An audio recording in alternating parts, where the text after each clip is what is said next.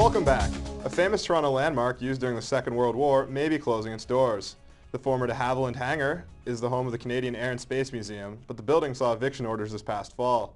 Reporter Radha Tailor looks at the planes and reminds us of an important part of Canadian history.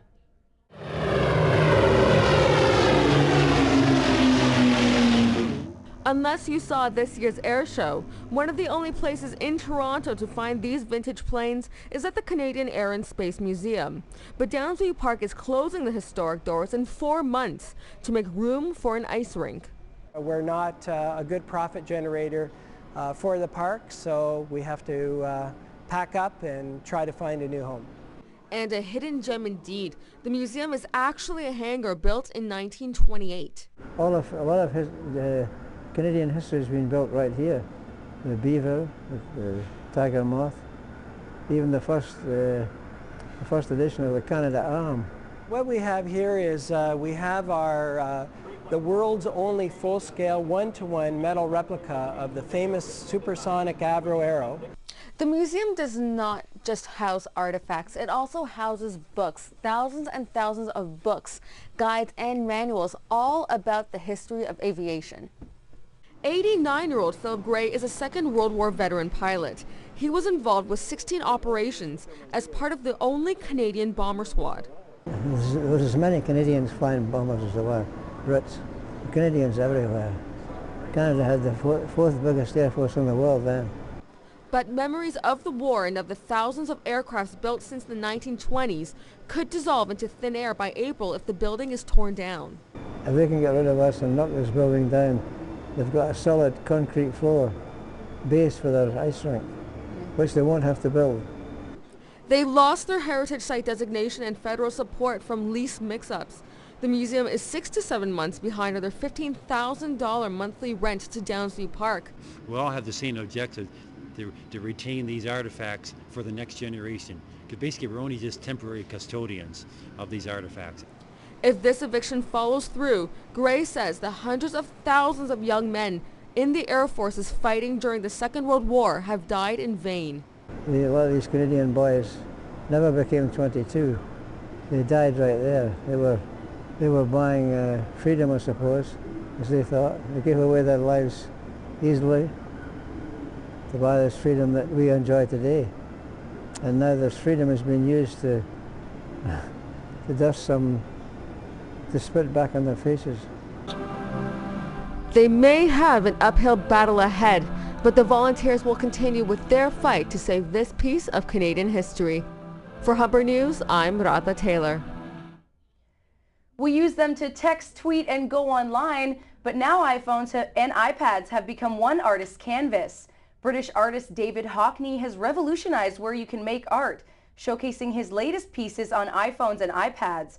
Tavia Castle visited the Royal Ontario Museum to see why a few strokes of the finger are creating some buzz in the art world.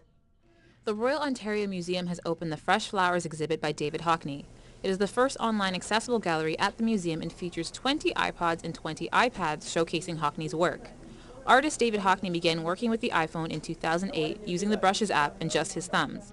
When the iPad was released in April, Hockney was able to expand his canvas. This is the first exhibition the ROM has ever done that's completely a digital exhibition. So it is actually quite new for us, and we've learned a lot in the process. The exhibit features 2 short films of Hockney working on his pieces. As people are looking at kind of slideshow of different images, there's about 400 in total, all created for these devices, and that really do capture some of the wonderful qualities of David Hockney's work in other mediums such as painting and photography. The flowers are really beautiful, the colors are vibrant, they're vivid, and every day he changes some of them, so you get a fresh view and a fresh perspective. And it's looking like it's as if you're looking at a garden. And there's so many different flowers and palettes and colors he can use.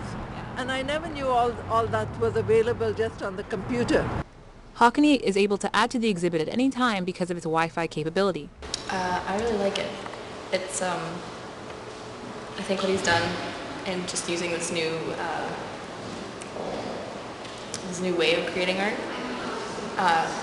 is really fantastic. And he's got that artistic touch and you know, the way he can put colors together. It's always pleasing and always aesthetic. The exhibit is on until January the 1st. For those of you unable to make it out to the Fresh Flowers exhibit, you can download a free complimentary flower online. And for those aspiring artists out there, now there's an app for that. For Humber TV, I'm Tavia Castle. Placido Domingo, move over. A community-based opera company is offering average folk the chance to perform opera. The Toronto Opera Repertoire recently held a preview for their upcoming 2012 season. Reem Jazar has the story.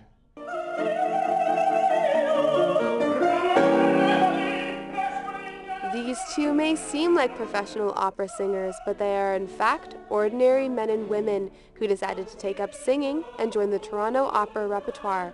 Some of the performers are continuing education students from the Toronto District School Board.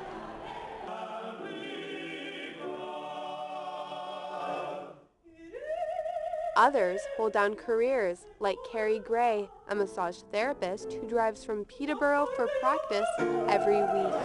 I Googled it, and up came Toronto Opera Repertoire, Opera for the Rest of Us. And since I don't have a music degree and I don't really read music very well, I just decided to give it a try.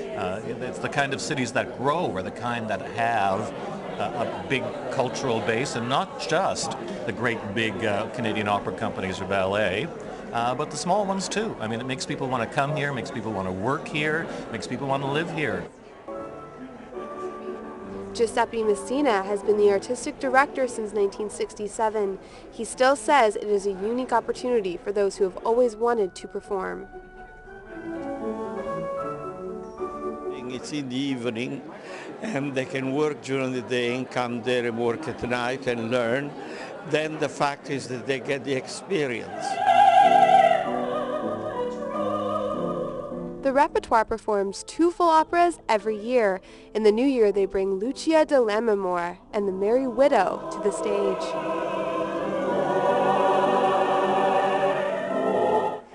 Now, the preview may have taken place at the Columbus Centre, but the actual performances will take place at the Bickford Centre in Toronto in February 2012. The Toronto Opera Repertoire will be entering their 45th season, and the diverse range of participants and audience members proves that it truly is opera for the rest of us. Reem Jazar, Humber News. Now for a little bit of flash and dash and some real girl power. It's the World Cup of Roller Derby. Not your typical all-female sports competition, but Lindsay Tucci was there to see what this unconventional sport is all about. With the sound of a whistle, ladies hustle into place. Wheels hit the concrete and a lot of shoving takes place as they make their way around the track. This is roller derby, a rough and tumble sport that's jostled its way to recognition in Toronto. While this was the first ever Roller Derby World Cup held in the city this past month, it got many people asking, what exactly is this sport? There's 2 teams. Each team has blockers and 1 jammer. Both teams skate together in a pack. Every time they pass an opposing blocker or the opposing jammer, it's a point. This sport is also quite a spectacle, with colorful costumes, wacky skates, and screaming hardcore fans. Team New Zealand even showed off some of their hometown pride. The sport has its roots in the United States, but is spread to countries all over the world.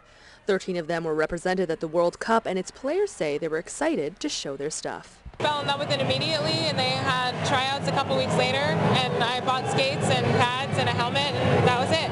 It's a really awesome experience, and we've met heaps of really cool people and learned so much. It's just, yeah, a huge learning curve for us, but it's been really cool. From teachers to stay-at-home moms, the sport now attracts all kinds of women.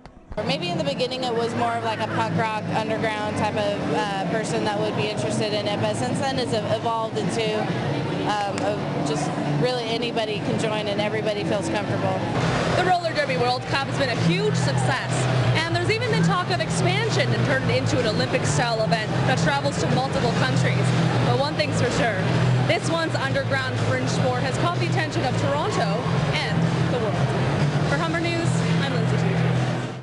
When we come back, Matthew Smith laces up and takes us skating on Toronto's waterfront.